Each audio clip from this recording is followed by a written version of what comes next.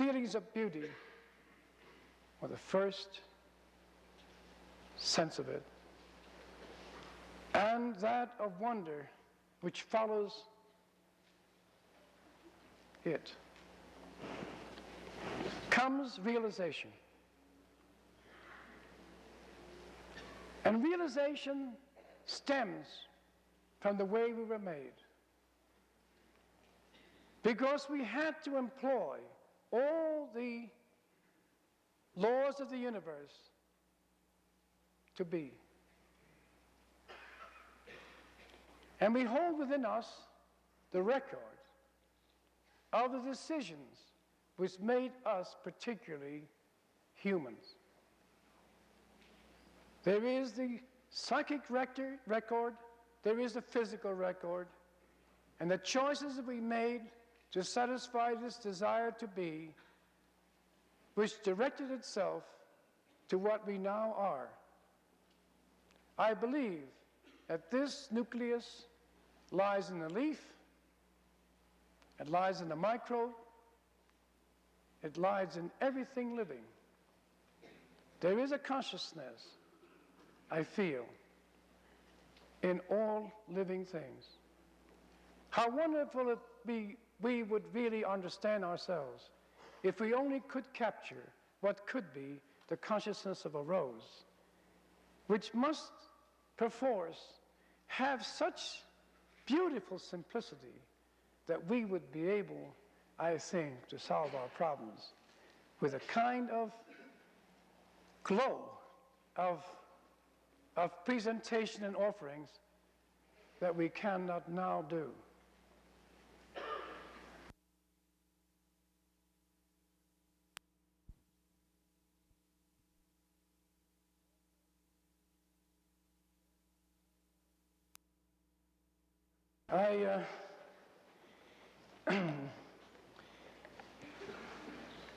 I am sort of I love beginnings. I marvel at beginnings. I think beginnings is that which confirms its continuation. If nothing were able, it would not be. I revere because it is a fundamental inspiration. It isn't just something which has to do with a duty we have. It is just born into us. The will to learn, the desire to learn is just one of the most, the greatest of inspirations. I am not that revering of education. Learning, yes. Education is something which is always on trial, because it can never, any system can never capture the real meanings of learning. In search for beginnings in me, I have come across a thought which really generated by many influences out of the realization that material is spent light.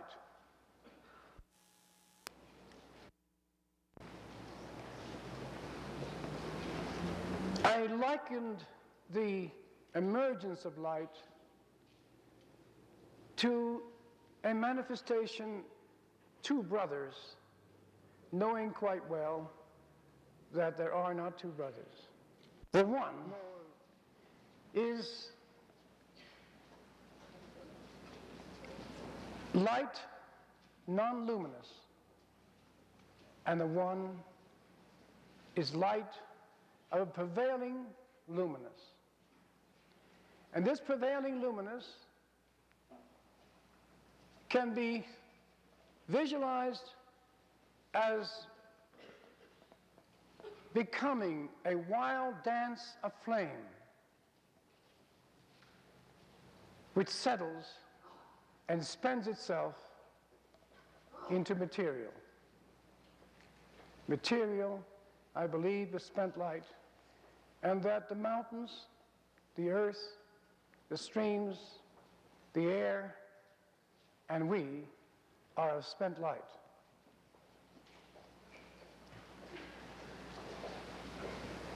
I visualize another source, that of the will to be, to express, which I mentioned to be the other brother, or the one.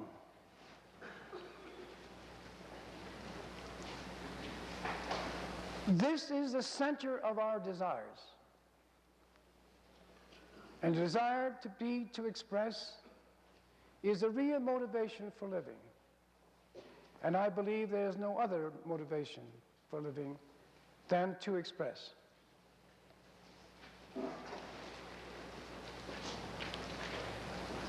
I begin by putting a diagram which may say, calling the desire to be, to express, as silence,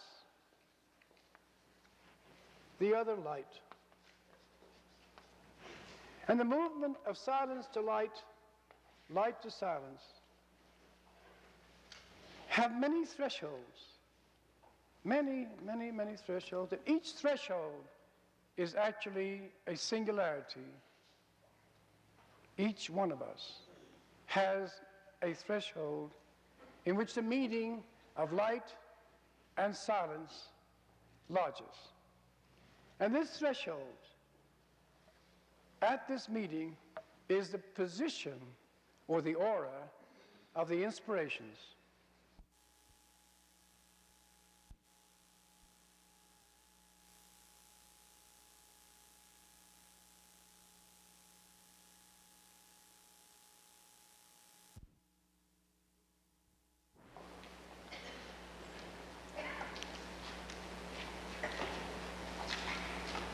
The sense of wonder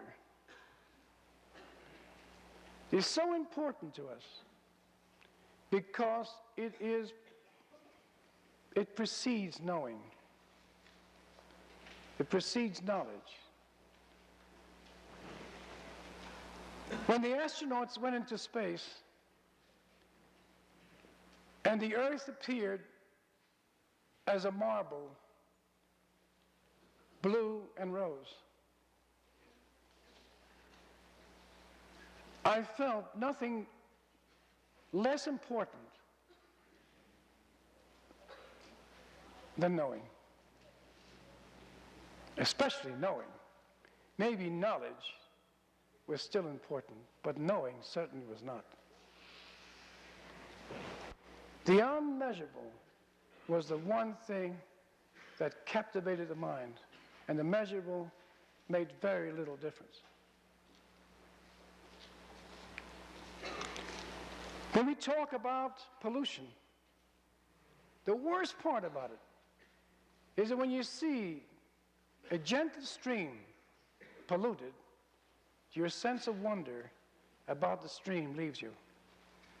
And if you go to a stream where the stream is clear, still clear, you feel something ominous about being near the stream, which soon will fall from its position of wonder. Never must that leave our mind.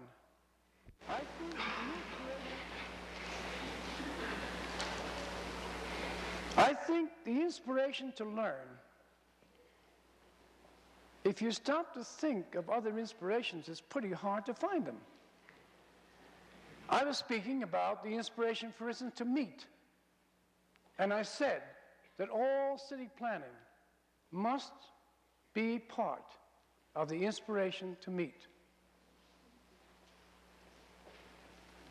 But then when you think of school, somehow it is also part of the inspiration to meet. There's another inspiration which in my mind is somewhat on trial in the way I express it, and that is the inspiration to well-being. And well-being includes such things as ecology.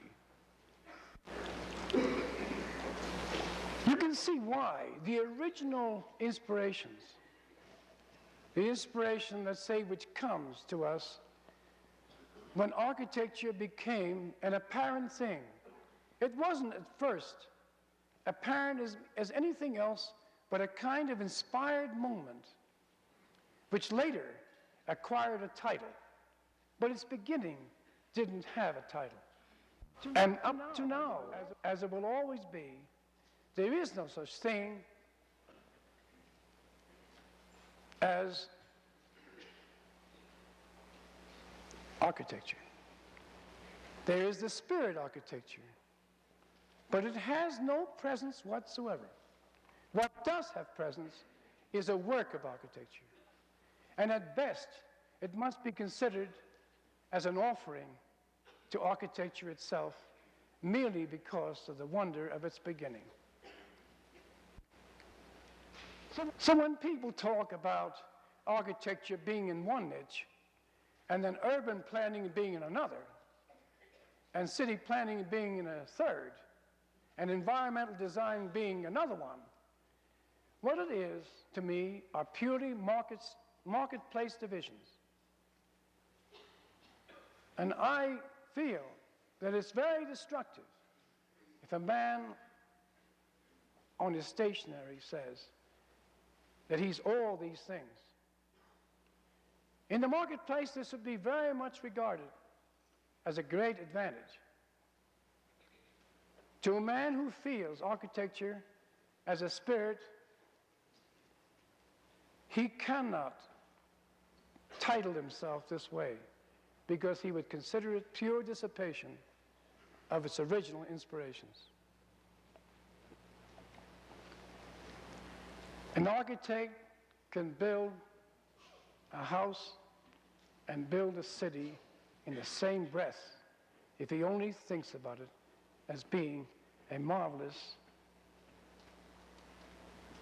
expressive, inspired, expressive realm.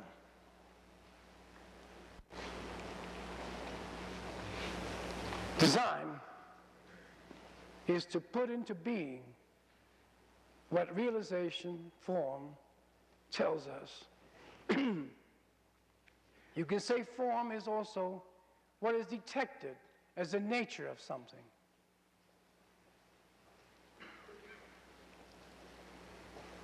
And design strives to, at that moment, employ the laws of nature in putting it into being, to allow light to come into play, this resource of material to make, to put into presence, this the maker of presences. At that moment only do you put the measurable into what you are doing. Previous to that, everything is fundamentally or tightly unmeasurable. Design demands that one understands the order. When you are dealing or designing in brick, you must ask brick what it wants or what it can do. And if you ask brick what it wants, it'll say, well, I like an arch. And then you say, but arches are difficult to make, they cost more money. I think you can use concrete across your opening equally as well. But the brick says, oh, I know you're right, but you know, if you ask me what I like an arch.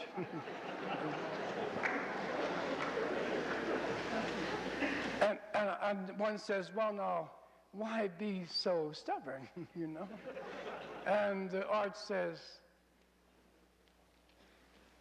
may I just make a little remark? Do you realize you're talking about a beam, and the beam of brick is an arch?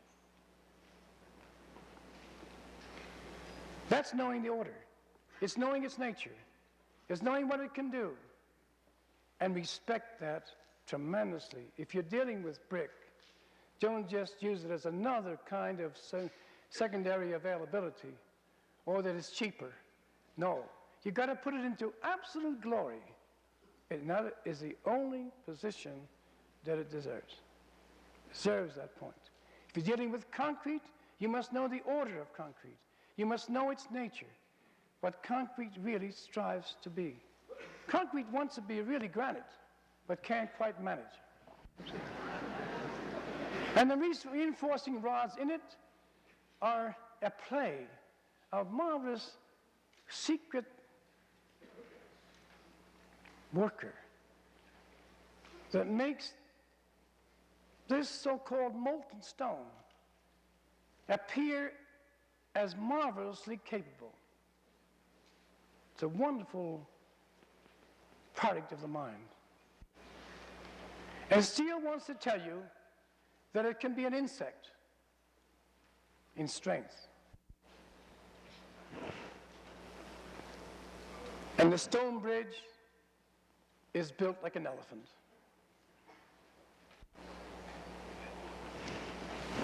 A group of architects were chosen to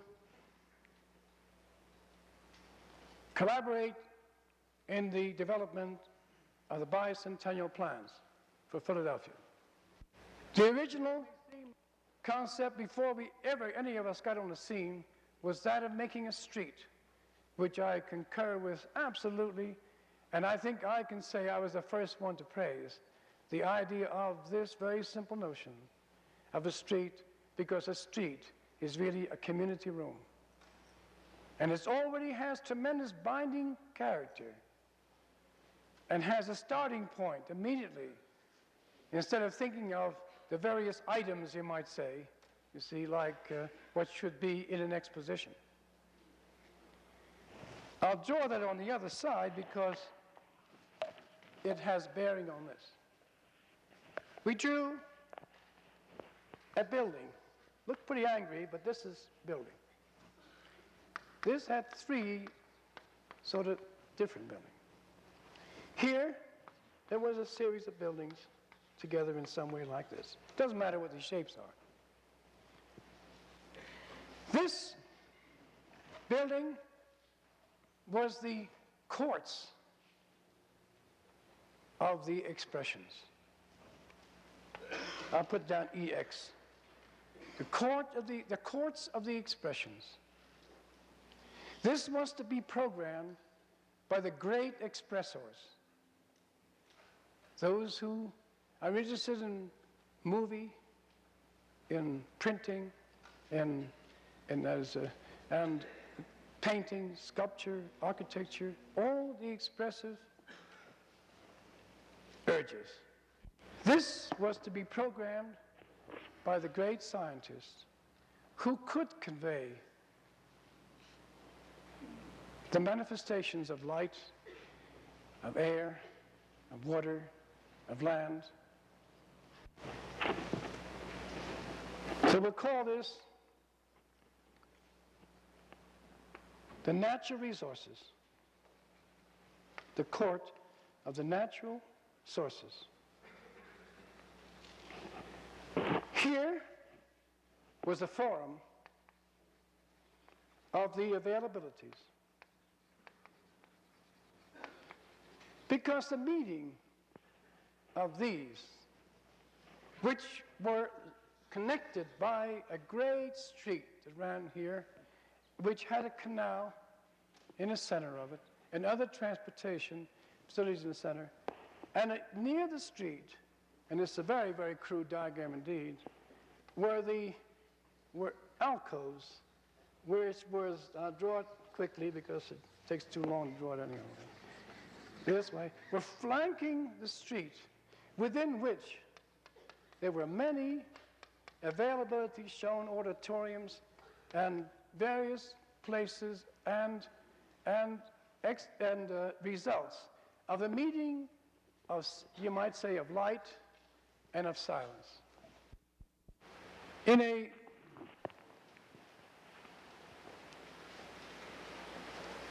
theater, which I am building in Fort Wayne, Indiana, having observed theaters, I came to the conclusion that one must distinguish the auditorium and the stage as a violin, a sensitive instrument where one is to hear, that a whisper could be heard without any amplification. And that the lobbies and all other adjunct spaces are merely that which composes the violin case. That distinction, the violin and the violin case, they look completely different from each other.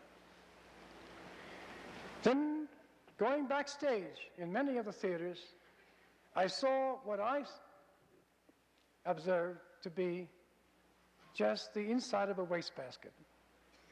As the actor emerged from this wastebasket, he seemed pretty calm and as though nothing happened. But behind stage, it is really, the mop is right next to the person.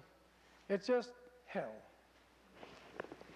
I decided then to think of it as the actor's house and designed this house a half a mile away from the theater. Regarded the green room as the living room with its fireplace, the practice rooms, the rehearsal rooms, the dressing rooms, all as if it were a function of that house. I even installed a little chapel where a man could think of his lines alone without being prodded. Then I built a porch outside this house, which faced the street on which it was built, and then wheeled it to backstage and presented the porch of the house as that which you see when the curtains are open.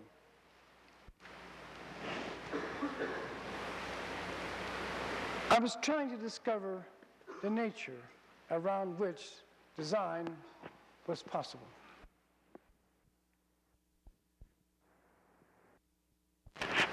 I think the most inspirational point from which, let us say, architecture can be understood is to regard the room, the simple room, as the beginning of architecture. Or consider a stairway that goes from one level to another as being, in a sense, measured by the agility of a boy with all his coordinating faculties, who has in him this desire to run up the 4 flights in no time flat. So when an architect draws a plan which involves a stairway, he cannot exert enough accuracy where he can draw the walls with a certain abandon. The stair must be drawn as if he has made a ruler, you see, a measurement. That much sense of its importance must be felt. And the stair must have a landing. Well, it's certainly a number of landings. And the landing must want to be a room, really, because the landing is quite a wonderful thing. Because the stair, the same stair, is used by a child, a young man, and an old man.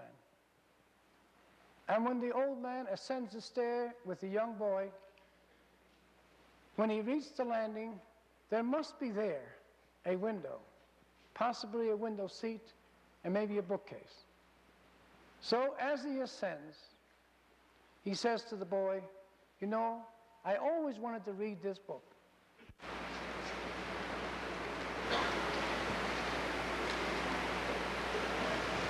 I think that a plan is a society of rooms. That the plan is one in which the rooms have talked to each other. In another sense, the plan is the structure of the spaces in their light.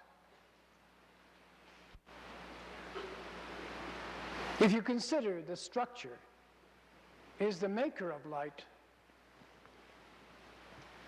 because the structure releases the spaces between the structure. And that is light-giving. Could be an entrance or a window, or even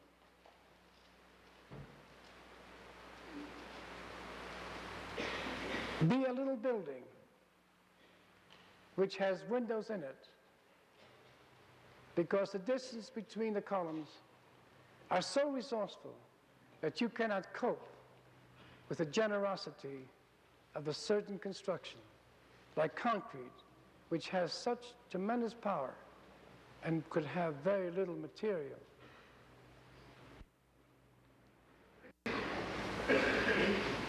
The play of what may be within the column disciplines is just an endless study.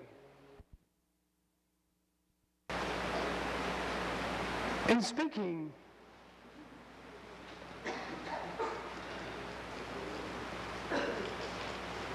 of the orders,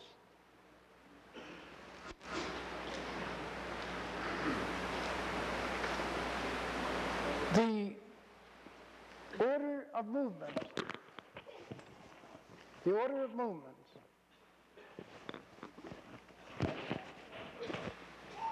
the order of light, the order of wind, of water,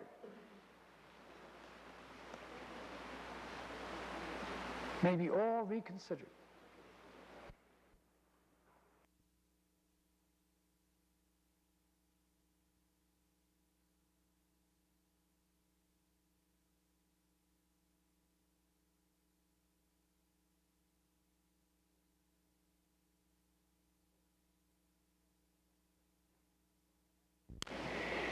I started my studies and I presented to him what I thought after the site was chosen, which took some time. Beautiful site overlooking the Pacific. I presented the seat of the unmeasurable and the seat of the measurable. The laboratories were the seat of the measurable. And the unmeasurable was a house equally as big, containing about 10,000 square feet, with the libraries, a gymnasium, studies, seminars, seminar rooms, unnamed places, sort of happening places, a meeting room,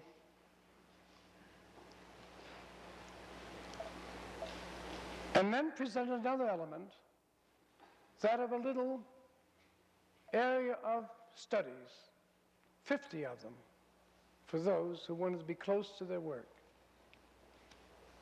Studios, so to speak.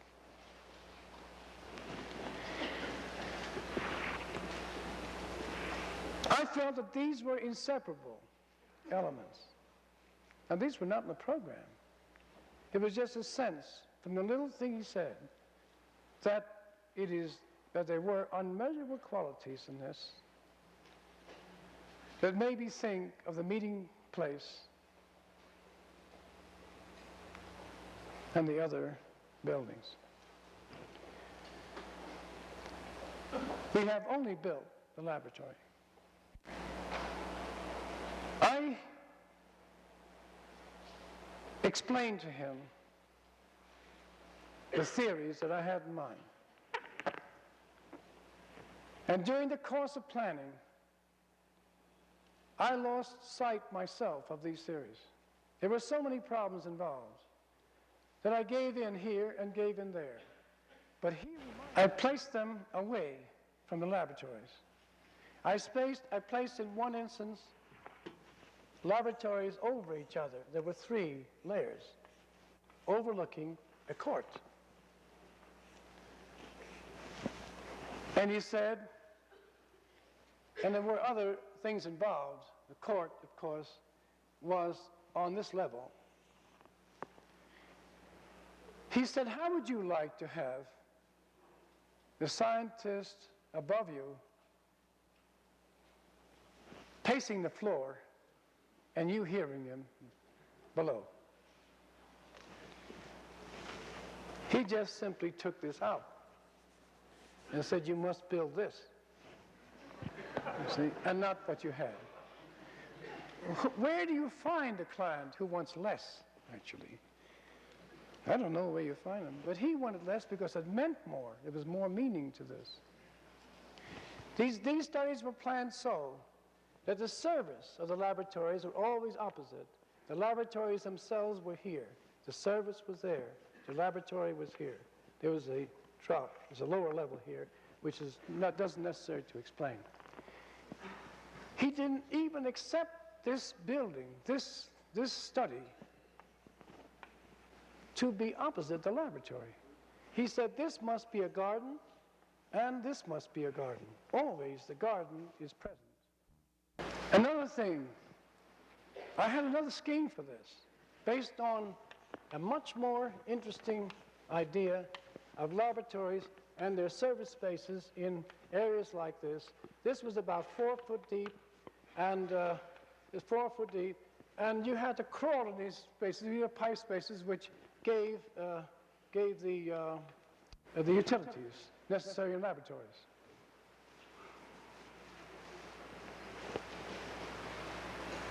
I realized all of this was a much more beautiful building, that this was wrong, that there was just as much reason for the pipes to have their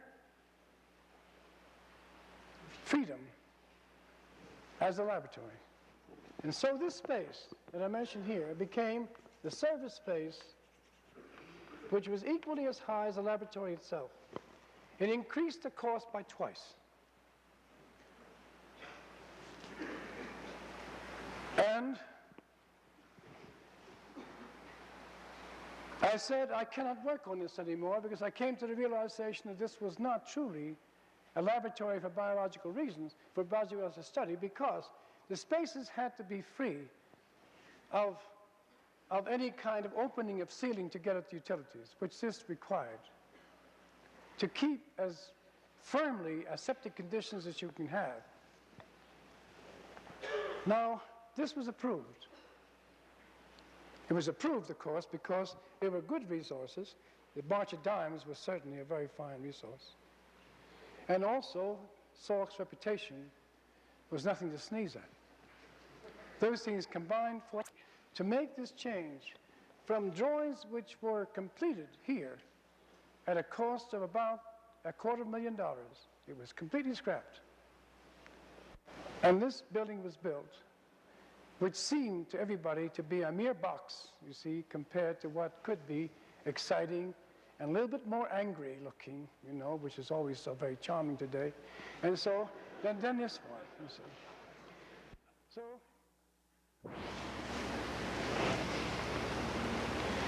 now during the course of study, the building, which fundamentally were two buildings, these were this building, with some studies outside.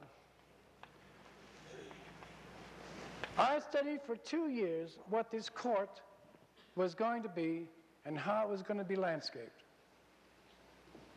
There was a well-known landscape architect who came because I couldn't make up my mind what to do. He was put on the job of suggesting, you see, what this should be. And he came in with a bag of tricks, including the most gnarled olive trees, you see, which would be placed in this site. And also have the rush of water in it, so that you can, the sense of smell, as he put it, and the sound of water could be felt in the square. I was very distressed because I knew that these olive trees were ripped from their locations, put in as a mere decoration, see, in this place. So I called Luis Barragán, who is landscape architect, and he's architect superb. And he came, and he looked across the Pacific here, and he felt the concrete walls, which are really magnificent walls. And he said, there should be no garden here. It should be just a plaza. I looked at Dr. Salk, he looked at me, and it was a complete confirmation. This man, who had never seen the building before, I was struggling for 2 years to think of what kind of tree to use in this place and what the garden should be like. And he comes and tells us something that became absolutely obvious to us that it was the thing to do. Previous to that, I had a different scheme. I had a scheme, and that was also the other building, of having 4 buildings instead of 2. I had also a garden of equal size here and there. Salk asked me, I know how you're going to design this garden, but how will you design that garden? Identical conditions here and there and there. I was thinking too that this garden wouldn't be the same as this garden. Then he said, what is a more powerful connection between the laboratories and the garden? 1 garden or 2 gardens? It was obvious that it should be just 1 garden. 1 garden would be respected. The 2 gardens would be just an exercise in landscaping and nothing more. It would have no symbolic position. This building is very important to me because there was a collaborator, the one who knew what he wanted, the one who knew how to make it. But one did not keep any secrets of the nature that he was guarding from the other. I would say that a city should consider all its spaces it makes as belonging to the treasury of spaces. In the environment,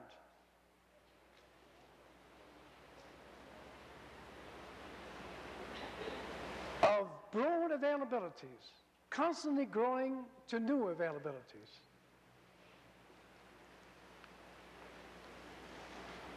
And the architecture of connection that could be felt throughout the plan, the availabilities and the locations and the localities, served by the orders of service, which should be distinctly a different architecture than that of the buildings of the city, of the, you might say, the institutions. Now I know that institutions is not a word to use, but I believe it's a very excellent word, an excellent identification. It tells you that there is an agreement in back of their making. Now, they may be made, they may be there, because the inspirational qualities that made them, this very moment where science and light meets into a realization,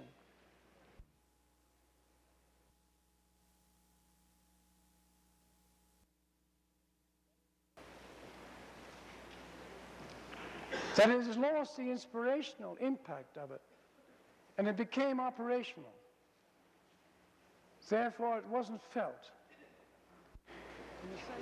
There is a reason why the town must become more and more resourceful, more full of availabilities.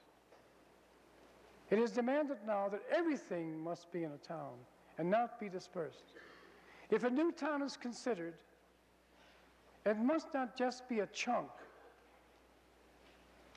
of the town people who move to this locality. But it should be the great opportunity to make new expressions of fundamentally the redefinitions of everything that is in the town that you just left. For instance, today a street must be distinguished from a road. Today, the streets in town are nearly all roads and not streets. A street is community room without a roof. The walls that flank the room are the buildings that are on it. It is established also by human agreement. Human agreement is that sense, as simple as, isn't it a nice day today? Agreement is not equal in each, but there is a sense of unanimity without example. It is what made the school a school, or inspired the first school room. There was undeniable agreement that this man, who seems to sense things which others don't, should be near the children so they can benefit from such a man. I want to tell you something more about a room that's so marvelous. A room is a place. Let us say a small room is a place where if you're with only one other person, that you can be generative. You can say what you never said before. The vectors somehow of two meet. Let there be a third person, and it becomes entirely too complicated. And you resort to your lines that you've said before, maybe to please the moment. You may put what you said first one time, second, and what you said in the 8th instance first. The walls seem to talk to you and give you a sense of what to say. In a large room, I'm afraid it becomes purely a performance, unless you find a smiling face constantly which keeps telling you that what you're saying is worthwhile. Then maybe you can generate something. But I assure you that everything that I tell you now, I've said before. Room is a marvelous, sensitive thing. If you were to take the baptistry in Florence and speak there, though it is a large room, its proportions, its shape, its octagon can make you also equally generative, because the shape itself is like a personality. I'm sure that I would say things I never said before. Such is the power of spaces. So when you hear of prefabricated systems, you feel of the tremendous loss there would be if one had to resort to this for all buildings that are built.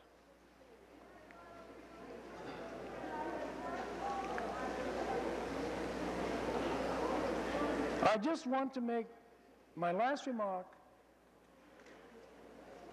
in reverence for the work that has been done by architects of the past. That what was, considering the inspirational qualities, what was has always been, what is has always been, and what will be has always been. Such is the nature of beginning, the power of acceptance, the qualities of commonality, of human agreement.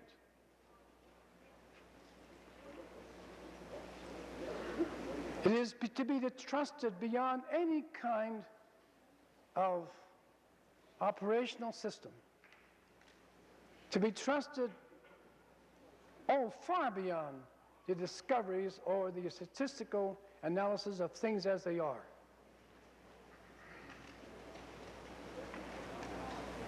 Because things as they are have nothing to do with desire. And desire is the real motivating force for living and expressing. And thank you very much.